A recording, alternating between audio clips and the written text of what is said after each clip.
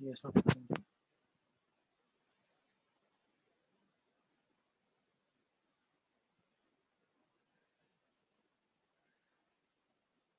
हम लोगों ने पिछले लेक्चर के अंदर जो है वो हाइपोथेसिस डेवलप करना सीखा था कि आपके नल और अल्टरनेटिव हाइपोथेसिस जो है वो कैसे डेवलप होते हैं। तो उसी से आगे चलेंगे। अब आपने नल और अल्टरनेटिव हाइपोथेसिस जो है वो डेवलप करना सीख लिया, ठीक है। बेसिकली हम लोग कर रहे हैं टेस्टिंग ऑफ हाइपोथेसिस, ठीक है। तो उसमें जो पहला केस है, आप you are actually doing testing of hypothesis about population mean, and the first condition is that your population standard deviation is known. In chapter number 8, we discussed when we were actually calculating the interval estimation. At that time, we already studied that there are two main things about population standard deviation. The first case was when we know about the population standard deviation, then we use the normal distribution, and then the other case was when we do not have the information about population standard deviation. Uh, at that situation, either we have the information about the sample standard deviation, or we were given with the sample data, and then we have to calculate sample standard deviation from the given data. तो इसी तरह आपके पास testing of hypothesis में भी आपके पास दो ही condition होगी। The first case is when you know about the information about population standard deviation, and then the other case is when we do not have the information about population standard deviation. तो आज जो हम लोग lecture के अंदर discuss करेंगे वो हम लोग पॉपुलेशन स्टैंडर्ड डेविएशन जब हमें नोन होता है, और तो उसमें उस सूरत में हम अपनी testing of hypothesis population mean की जो है वो किस तरह करते हैं, ठीक है। अच्छा, जब हम लोगों ने हाइपोथेसिस डेवलप किए थे, so basically there are two types of test. वो the one is one tailed test and the other one is two tailed test, ठीक है। अब वन टेल्ड टेस्ट में देखिएगा आपके पास वन टेल्ड टेस्ट कौन से होते हैं और टू टेल्ड टेस्ट कौन से होते हैं। आपका नल हाइपोथेसिस जो है that is mu greater than equal to mu naught जो है that is some specific value जिसके अगेंस्ट आप उसको चेक कर रहे हो, और H1 जो है वो आपका एच ए जो अल्टरनेटिव है वो लेस देन म्यू नॉट हो। तो जब अल्टरनेटिव में लेस देन होगा तो that is your lower tail, और जब अल्टरनेटिव के अंदर ग्रेटर होगा तो that is your upper tailed. अब ये लोअर टेल और अपर टेल क्या होते हैं, ये जब आगे हम लोग पढ़ेंगे तो फिर आपको मैं समझाता हूँ, ठीक है। अच्छा, हम एक एग्जांपल देखते हैं जिसमें लोअर टेल टेस्ट जो है ना वो आप लोगों को और क्लियर हो जाएगा। The Federal Trade Commission (FTC) periodically conducts statistical studies designed to test the claims that manufacturers make about their products. For example, the label on the large can of Hilltop coffee states that the can contains 3 pounds of coffee. The FTC knows that Hilltop's production process cannot place exactly 3 pounds of coffee in each can, even if the mean filling weight of the population of all cans filled is 3 pounds per can. However, as long as the population mean filling weight is at least 3 pounds per can, the rights of consumer will be protected. Thus, the FTC interprets the label information on a large can of coffee as a claim by Hilltop that the population mean filling weight is at least 3 pounds per can. We will show how the FTC can check Hilltop claim by conducting a lower tail hypothesis test. अच्छा, हिल tap जो थी वो company थी, उन्होंने claim करते थे कि एटलीस्ट 3 पाउंड होगा। तो एटलीस्ट का मतलब mu less greater than equal to 3, तो अल्टरनेटिव क्या हो जाएगा, लेस देन 3 हो जाएगा। So the first step is to develop the null and alternative hypothesis for the test. If the population mean filling weight is at least 3 pounds per can, Hilltop claim is correct. This establishes the null hypothesis for the test. However, if the population mean is less than 3 pounds per can, Hilltop's claim is incorrect. This established the alternative hypothesis with mu denoted the population mean filling rate. The null and alternative hypotheses are as follow. H naught that is mu greater than equal to 3, greater than equal कह लें या आप at least कह लें, एक बात है, और अल्टरनेटिव में क्या हो जाएगा, लेस देन 3, ठीक है। इफ द सैंपल डाटा, अब दो हाइपोथेसिस हो गई, अगर तो जब हम अपने सैंपल से इंफॉर्मेशन कलेक्ट करेंगे, अगर तो दोनों में से एक चीज़ ने ठीक होना है, ठीक है। If the sample data indicates that H naught cannot be rejected, the statistical evidence does not support the conclusion that a legal violation has occurred. Hence, no action should be taken against Hilltop. However, if that sample data indicates H naught can be rejected, we will conclude that the alternative hypothesis HA mu less than 3 is true. In this case, a conclusion of underfilling and a charge of label violation against Hilltop would be justified. यानी कि आप देखें कि consequences होंगे क्या, result क्या आएगा, कि अगर तो एच नॉट एक्सेप्ट हो जाता है तो फिर तो ठीक है, लेकिन अगर एच नॉट रिजेक्ट हो जाता है और एच वन एक्सेप्ट होता है, यानी कि कंपनी क्लेम कर रही है कि वो जो है एक कैन के अंदर मिनिमम 3 पाउंड का वेट होता है, 3 पाउंड या ज़्यादा होता है, ठीक है। अगर तो ये बात साबित हो जाए तो फिर तो ठीक है, लेकिन अगर ये बात गलत साबित हो जाए तो कंपनी के ऊपर पेनल्टी हो जाएगी। जैसे देखें, हम लोग कोई चीज़ परचेज करते हैं, फर्ज करें हम लोग कोको कोला का हाफ लीटर परचेज करते हैं, तो उसमें कंपनी ने कहा होता है जी कि इसमें जो है ना जो फिलिंग है इसकी वो 500 मिलीलीटर है, ठीक है, कम से कम 500 मिलीलीटर है। अगर तो हम कहते हैं कि ये साबित करना चाहते हैं कि नहीं जी, हम कहते हैं कि नहीं जी इसमें कम भी हो सकता है, तो अगर तो हमारा डाटा जो है वो स्कोर कर दे कि नहीं वाकई जो है इसमें हर बोतल में 500 या 500 से ज़्यादा फिलिंग होती है, तो तब तो ठीक है। लेकिन अगर ये बात गलत साबित हो जाए तो फिर कंपनी के ऊपर क्या होता है, चार्ज हो जाता है। तो अब देखें आपके पास इस सिचुएशन में हमारे पास सैंपल कैसे कौन सा था और के बाद हम लोगों ने डिसीजन कैसे किया। Suppose a sample of 36 cans of coffee is selected and the sample mean x bar is computed as an estimate of the population mean mu. If the value of the sample mean x is less than 3 pounds, the sample result will cause doubt on the null hypothesis.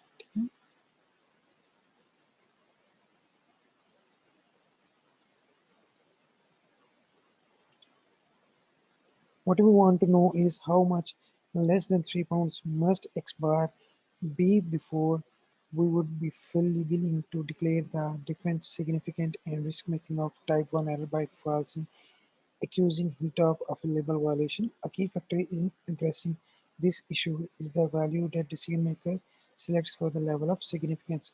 तो पहला step आपका क्या होता है, आपने अपना नल और alternative hypothesis बनाना होता है। दूसरा स्टेप आपने लेवल ऑफ सिग्निफिकेंस जो है वो डिफाइन करना होता है, ठीक है। As noted in the preceding section, the level of significance denoted by alpha is the probability of making a type 1 error by rejecting H naught when the null hypothesis is true as an equality. The decision maker must specify the level of significance.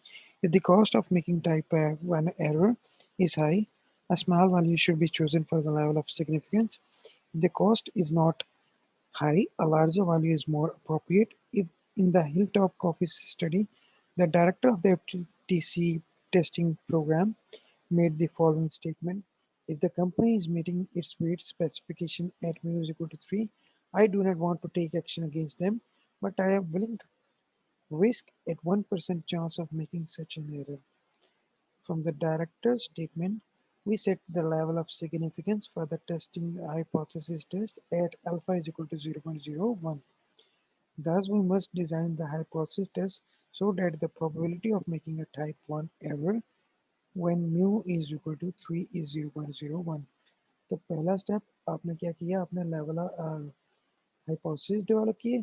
दूसरा step आपने level of significance that is alpha define किया कि आप कितना error बर्दाश्त कर सकते हैं जो आपने हाइपोथेसिस बनाए हुए हैं उनके मुताबिक। And so for the Hilltop coffee study, by developing the null and alternative hypothesis and specifying the level of significance for the test, We carry out the first two steps required in conducting every hypothesis test. We are now ready to perform the third step of the hypothesis testing, collect the sample data and compute the value of the what is called a test statistics. So पहला step आपने क्या किया, आपने null और alternative hypothesis develop की। दूसरा step आपने क्या किया, आपने level of significance define किया। तीसरा step आप क्या करेंगे, test statistics define करेंगे कि आपके पास मौजूदा जो information है उसकी बेस के ऊपर आप फार्मूला कौन सा लगाएंगे। ठीक है, इस सिचुएशन में देखें हमारे पास पॉपुलेशन स्टैंडर्ड डेविएशन की इंफॉर्मेशन मौजूद है, तो तब कौन सा लगेगा आपके पास formula.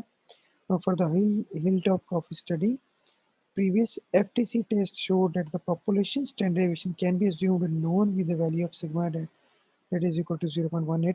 In addition, these tests also showed that the population of filling weight can be assumed to have a normal distribution. From the study of sampling distribution, we know that if the population from which we are sampling is normally distributed, the sampling distribution of X bar will be normally distributed. Thus, for the hilltop coffee study, the sampling distribution of X bar is normally distributed with a known value of sigma that is 0.18 and a sample size of n is equal to 56. तो अब यहाँ पे देखें आपके पास situation में क्या है, population standard deviation given है डेट इज 0.18। ठीक है, और जब आपके पास पॉपुलेशन स्टैंडर्ड डेविएशन गिवन हो तो आप उससे सैंपल का आपने निकालना हो तो आप निकाल सकते हैं।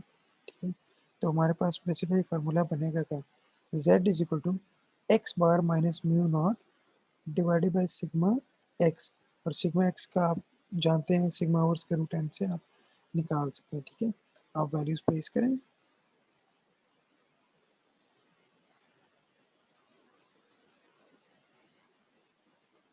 आपके पास जो टेस्ट स्टैटिस्टिक्स है बेसिकली वो ये है, z is equal to x bar minus mu naught आपका कौन सा 3 जिसके अगेंस्ट आप उसको चेक कर रहे हैं, और sigma over square root n हो जाएगा। ये आपका स्टेप नंबर 3 है। अब स्टेप नंबर 4 पे आपके पास दो अप्रोचेज हैं अपना डिसीजन मेकिंग के वाले से। The first approach is P value approach. अब पी वैल्यू अप्रोच देखिएगा क्या होती है। The p-value approach uses the value of the test statistics z to compute a probability called a p-value। कैसे, जब आप z के फार्मूले के अंदर वैल्यूज प्लेस करते हैं, जो भी आपका आंसर आता है आप उसको z के टेबल में देख लेते हैं, वो आपकी p वैल्यू होती है। देखिए कैसे,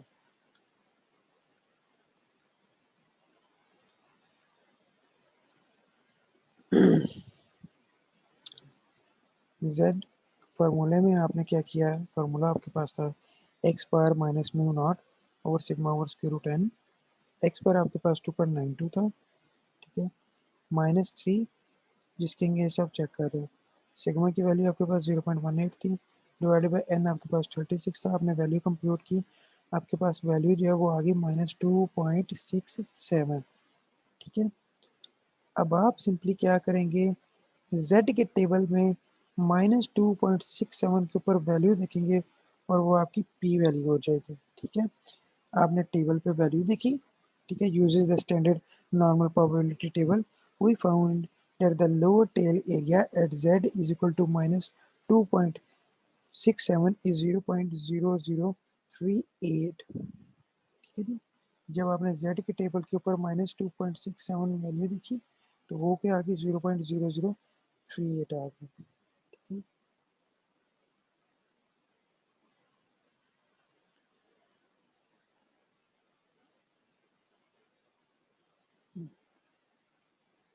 तो पहला स्टेप आपने क्या किया, आपने नल और अल्टरनेटिव हाइपोथेसिस बनाया। दूसरा स्टेप आपने क्या किया, लेवल ऑफ सिग्निफिकेंस डिफाइन किया। तीसरा step based on the situation आपने डिस्ट्रीब्यूशन डिफाइन करनी है। अगर आपके पास पॉपुलेशन स्टैंडर्ड डेविएशन नोन होगा, आप नॉर्मल डिस्ट्रीब्यूशन z लगाएंगे। z का फार्मूला है X power minus mu nought और sigma over square root N. ठीक है, चौथा पॉइंट पी वैल्यू अप्रोच। आप क्या करेंगे, z के अंदर वैल्यूज रखेंगे और कैलकुलेशन करेंगे, जो z का रिजल्ट आएगा उसको आप उनके z के टेबल के ऊपर देखेंगे जो वैल्यू आएगी वो आपकी पी वैल्यू हो जाएगी, ठीक है। फिफ्थ स्टेप पे आप क्या करेंगे, आप जो है वो ये जो ग्राफ बना हुआ है आप ग्राफ बनाएंगे, ठीक है। ग्राफ पे आप बताएंगे कि आपकी z की वैल्यू किधर फॉल कर रही है। जैसे ये देखें z इज इक्वल टू -6, 7, ये आप वैल्यू डिफाइन करेंगे और इसके ऊपर पी वैल्यू इस तरह मेंशन करेंगे। ये क्योंकि नेगेटिव साइड पे इस वजह से ये लेफ्ट साइड पे स्टार्ट हुआ है, ठीक है।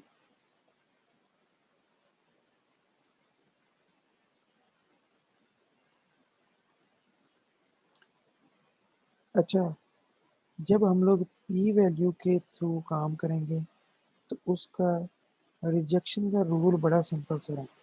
आपने एच नॉट रिजेक्ट कर देना है अगर p value less than equal to alpha हो।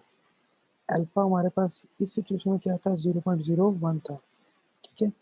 आपके पास पी वैल्यू यहाँ पे देखें क्या आई है, पी वैल्यू आपके पास 0.0038 आई हुई है। क्या ये वैल्यू 0.01 से कम है?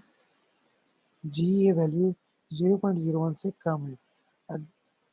तो हमारा क्या हो जाएगा, हम क्या करेंगे, एच नॉट को रिजेक्ट कर देंगे, ठीक है। As noted previously, the director of TC testing program selected a value of 0.01 for the level of significance. The selection here of alpha is equal to 0.01 means that the director is willing to tolerate the probability of 0.01 of rejecting the null hypothesis when it is true as an equality mu naught is equal to 3. The sample of 36 coffee cans in the Hilltop coffee study resulted in a p-value that is equal to 0.0038, which means that the probability of obtaining a value of x is equal to 2.92 or less when the null hypothesis is true, as an equality is 0.0038. Because 0.0038 is less than or equal to alpha is equal to 0.01, we reject H naught. Therefore, we find sufficient statistical evidence to reject the null hypothesis at 0.01 level of significance. ठीक हो गया जी।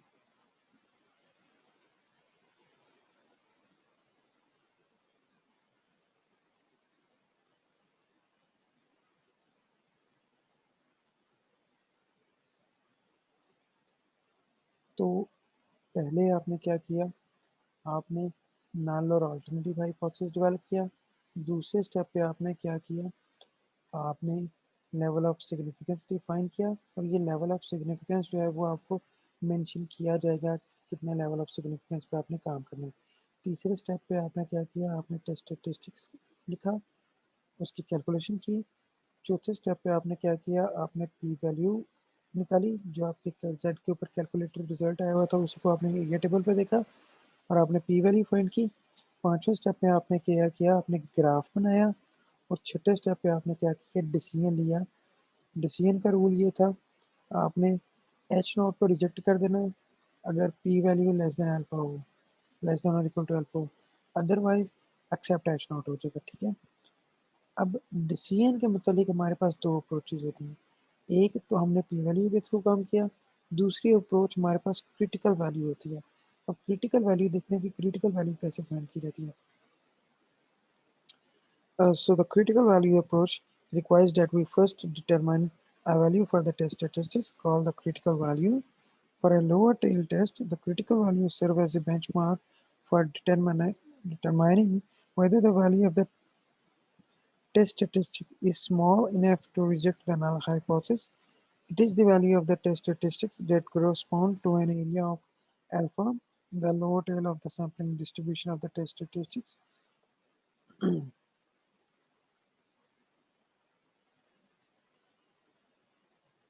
In the sigma known case, the sampling distribution for the test statistics Z is a standard normal distribution.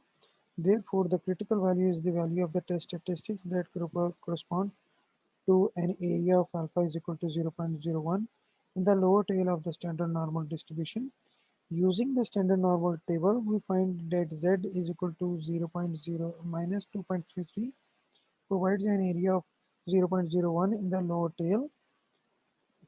Thus, if the sample results in a value of the test statistics that is less than or equal to minus 2.33, The corresponding p-value will be taken uh, will be less than or equal to 0.01. In this case we should reject the null hypothesis. अच्छा इसमें क्या होगा, जो आपने z calculate कर लिया, अब आप क्या करेंगे, अब आपने अल्फा जो है वो 0.01 है, क्योंकि आपका जो है वो लेस देन का साइन है, तो आप z के टेबल में जिधर 0.01 आ रहा होगा आप उसको देखेंगे। अब z 0.01 जो है वो आप देखेंगे -2.33 पे देखेंगे तो आपके पास z की जो अंदर वैल्यू आ रही होगी वो 0.01 होगी। तो उस सूरत में सिचुएशन क्या होगी आपके पास, आपने वो करना है ठीक है। फिर आप लोग क्या करेंगे, ये टेबल ये आप ग्राफ बनाएंगे, यानी कि आपने कैलकुलेशन की, आपने क्रिटिकल वैल्यू के थ्रू ये माइनस z इजिकल टू -2.33 की वैल्यू फाइंड की, इसके ऊपर ये देखें उन्होंने शेड एरिया कर दिया ठीक है।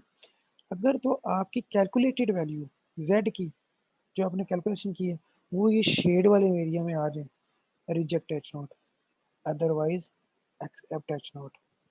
दोबारा सुनिएगा, पहला स्टेप वही है, नल और अल्टरनेटिव हाइपोथेसिस डेवलप करने हैं, फिर आपको लेवल ऑफ सिग्निफिकेंस जो दिया जाएगा उसके ऊपर, तीसरा स्टेप आप करेंगे टेस्ट स्टैटिस्टिक्स, फिर कैलकुलेशन करेंगे, फिर आप क्रिटिकल वैल्यू निकालेंगे। क्रिटिकल वैल्यू अब आप निकाल रहे हैं अपने लेवल ऑफ सिग्निफिकेंस की बेस के ऊपर ठीक है। और जो लेवल ऑफ सिग्निफिकेंस आपको दिया जाएगा उसको आप एरिया टेबल में देखेंगे। जैसे यहाँ पे हमारे पास 0.01 था, उसको हमने एरिया टेबल में देखा तो हमारे पास वैल्यू आ गई -2.33 आ गई ठीक है। और पांचवा हमारा स्टेप होता है डिसीजन। तो इसमें डिसीजन हमारा होगा कि अगर हमारी जो कैलकुलेशन हमने की हुई है वो वैल्यू हमारे ये जो शेडेड एरिया में आ जाए, reject H naught, otherwise accept H naught ठीक है।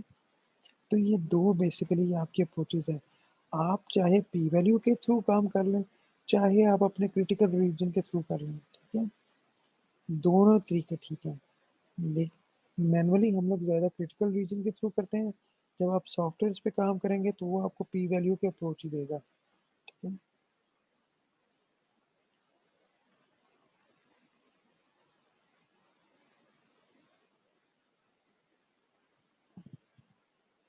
और देखें ये हमने काम किया लोअर टेबल के ऊपर, जब आप अपर टेल के ऊपर काम करेंगे ठीक है, अपर टेल के ऊपर तो सिर्फ क्रिटिकल रीजन चेंज होगा। क्रिटिकल रीजन क्या हो जाएगा, अब ग्रेटर देन का हो जाएगा ठीक है।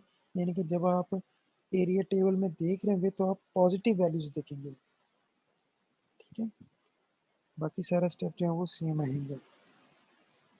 अब हम लोगों ने बात कर ली, पहले बात की वन टेल टेस्ट की, अब बात करते हैं टू टेल टेस्ट की।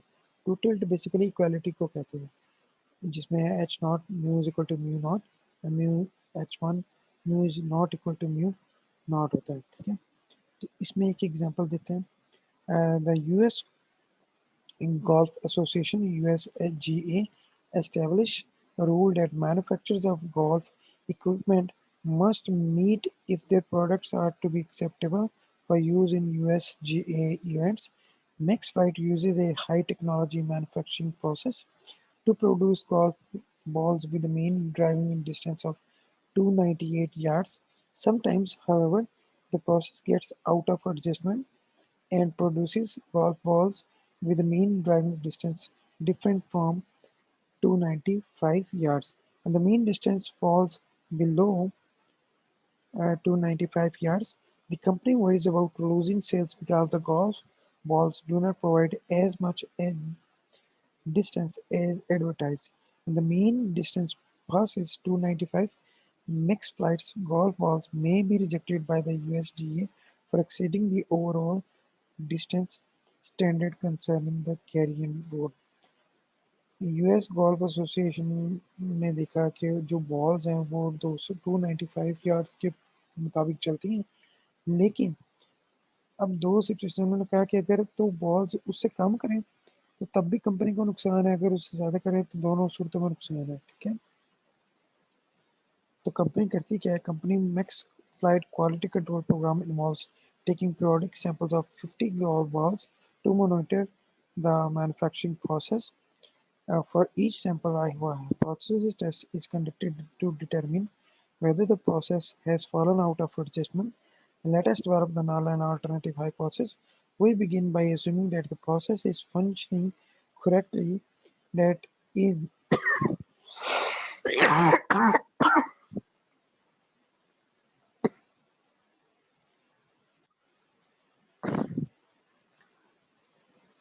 that is the golf balls being produced have a mean distance of 295 yards. This assumption established the null hypothesis. The alternative hypothesis is that the mean distance is not equal to 295 yards. With the hypothesized value of mu naught is equal to 295, the null and alternative hypothesis for the next flight hypothesis test are as follow. आपने null और alternative hypothesis develop कर लिया. Null mu is equal to 295, HA mu is not equal to 295. If the sample mean x is significantly less than 295 yards or significantly greater than 295, we will reject H naught. In this case, corrective action corrective action will be taken to adjust the manufacturing process. On the other hand, if x bar does not deviate from the hypothesized mean, mu naught is equal to 295 by a significant amount, H naught will not be rejected and no action will be taken to adjust the manufacturing process. तो basically होगा क्या कि अगर तो H not reject होता है और H A accept होता है तो कंपनी जो है वो अपना मैन्युफैक्चरिंग प्रोसेस को देखेगी. और अगर एच नॉट एक्सेप्ट हो जाता है तो फिर कंपनी का मतलब है कि कंपनी का जो मैन्युफैक्चरिंग प्रोसेस है वो बिल्कुल सही काम कर रहा है. And the quality control team selected alpha is equal to 0.05 as the level of significance for the test. Data from previous tests conducted when process was known to be in adjustment showed that the population standard deviation can be assumed known with the value of sigma is equal to 12. देखिए आपके पास जो sigma है वो non है.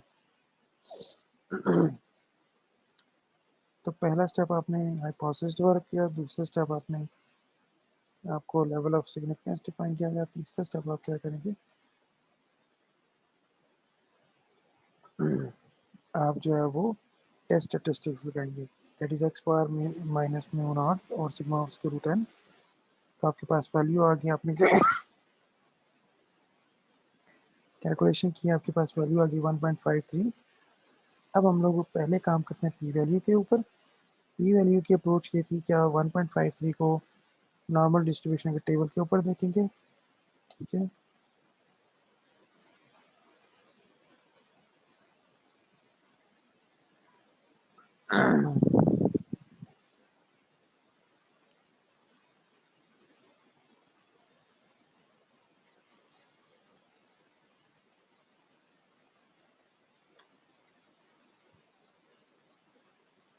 तो देखिए हम to tailed में आप कैसे कंप्यूट करेंगे.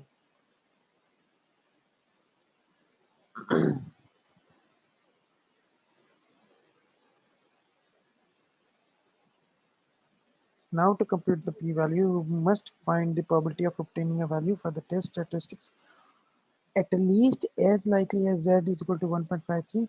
Clearly, values of z greater than equal to 1.53 are at least as unlikely. But because this is two-tailed test, क्योंकि अब ये दो tailed test है, values of z less than equal to minus 1.53 are also at least as unlikely as the value of test statistics provided by the sample.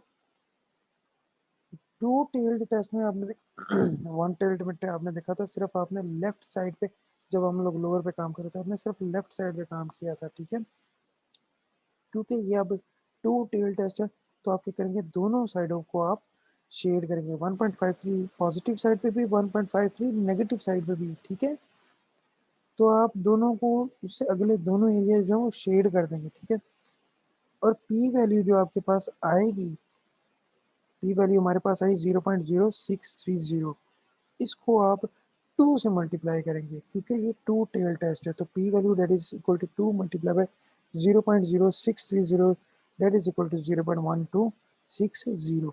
ये आपके पास P value आ गई. ठीक है, और पी वैल्यू क्या आपको पता है कि डिसीजन रूल क्या होता है.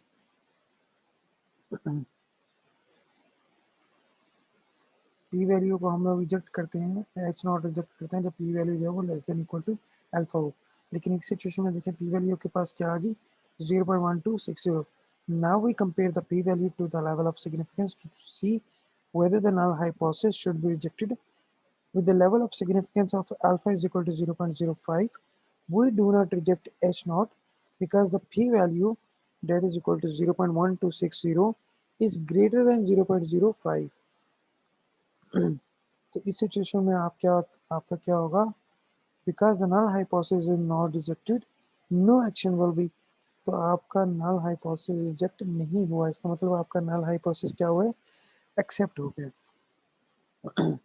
तो दोबारा देखें, आप क्या करते हैं पी वैल्यू अप्रोच में, पहले आप नल और अल्टरनेटिव हाइपोथेसिस डिफाइन करते हैं, फिर आप क्या करते हैं लेवल ऑफ सिग्निफिकेंस आपको दिया जाता है, फिर आप तीसरी सिचुएशन में value compute the value of the test statistics. If the value of the test statistics in the upper tail z greater than 0, find the area and the normal distribution to the right of z। जब आपके पास greater होता है तो आप right side पे find करते हैं, जब आपके पास लेस होता है आप लेफ्ट साइड पे फाइंड करते हैं, और जब आपके पास दोनों साइडों पे टू टेल टेस्ट हो तो आप प्रोबेबिलिटी को क्या पी वैल्यू क्या करते हैं डबल कर देते हैं। ठीक है, अब हम लोग क्रिटिकल वैल्यू अप्रोच कर लेते हैं।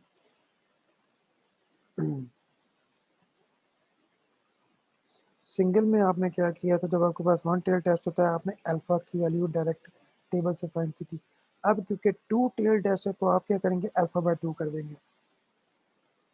हमारे पास 0.05 था लेवल ऑफ सिग्निफिकेंस, आपने उसको डिवाइड किया टू पे 0.025 आ गया। अब 0.025 पे आप जब वैल्यू देखेंगे तो वो -1.96 आ जाएगी और +1.96 आ जाएगी। ठीक है, आप क्या करेंगे ये देखें,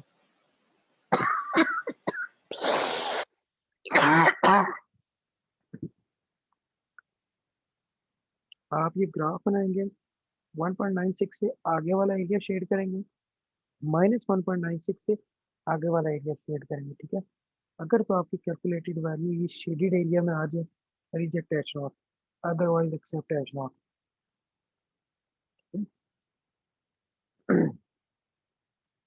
तो ये था आपका आज का लेक्चर।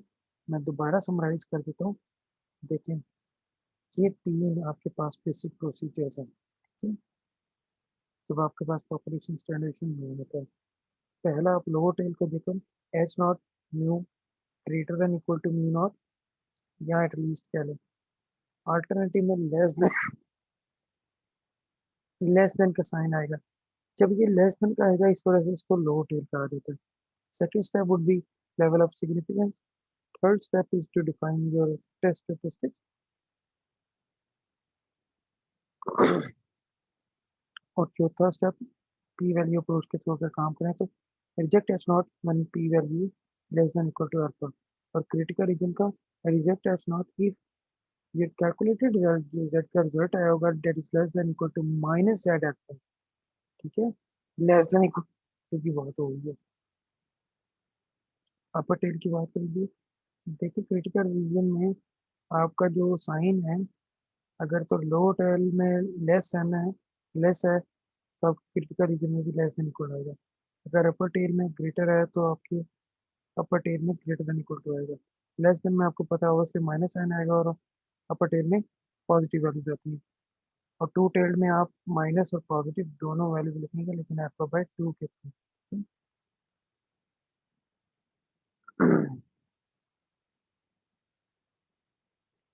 ये नीचे स्टेप्स हैं जो मैंने आगे आपको बताए हैं, ये हैं।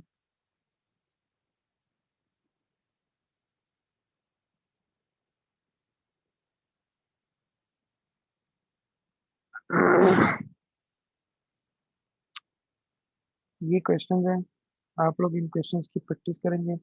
अगर कोई चीज़ समझ नहीं आएगी इंशाल्लाह हम लोग क्लास के अंदर इन क्वेश्चंस को वन बाय वन जो है वो इंशाल्लाह डिस्कस करेंगे। ठीक है, तो ये था आज आज का आप लोगों का lecture. Thank you so much.